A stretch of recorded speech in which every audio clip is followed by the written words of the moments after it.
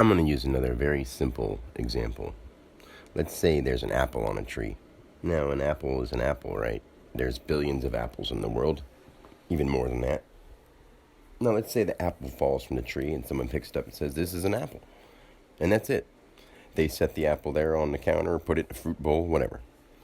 Now, in the same way, similar way, Dan Alexander, the title that I used to have, that I have given to me, and that I've been referred to my whole life as, is just about as vague as saying apple. Because the apple on the tree is, you call this one an apple, you call that one an apple, you call this one an apple. Now, we may have picked this specific apple, but still just called it an apple. And now we say, ooh, this is a nice apple that I'm going to put in my bowl. This is my apple. So we could say my apple is its new name, just like it's not just a person, it's Dan Alexander now. And since it's my apple, I don't want you to touch my apple because I picked this one for me to have. Now, I have this body and I have this personality, and that's me. That's who I'm supposed to be, okay?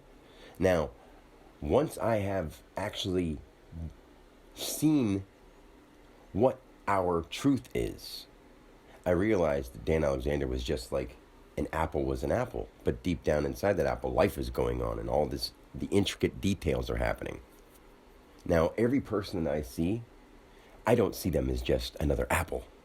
I see them as what they are, the living impression of spirit itself, inside more living material, who's not separate from me, but in a different location, sharing the same existence. And I know that. There's nothing that can take that out of my head. Nobody's going to tell me that somebody's more valuable, that another thing is less than me, that I can go trash and destroy things because I want to. Nobody can tell me that. Nobody can even show me that that's okay for other people to do. Is it possible? Yes. But is it proper to be acting as a human being with a conscious mind? No, it's not. Unless you're not a human being and you're just an animal and you want to just admit that you're an animal who has no control of your emotions, then fine. But then do that. And then get out of office or get out of your position. You don't belong there if you're an animal who can't control themselves. Now, I myself am not Dan anymore. I can walk around and look like an apple.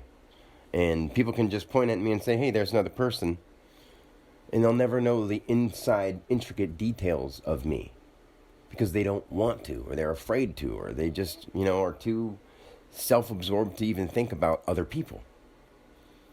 I'm so absorbed in everything that I don't have enough time to worry about my own ego self, because that is not important. No matter who tells me it is not.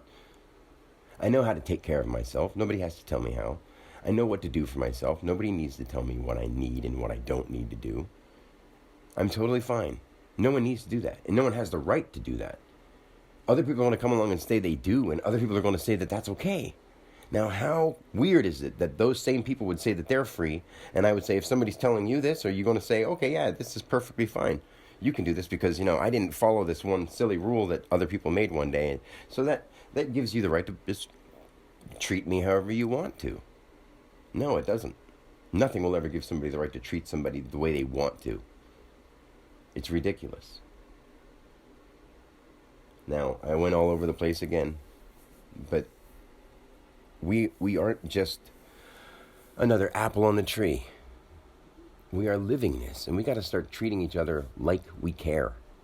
Not just saying we do, because it's obvious that many don't. They could care less.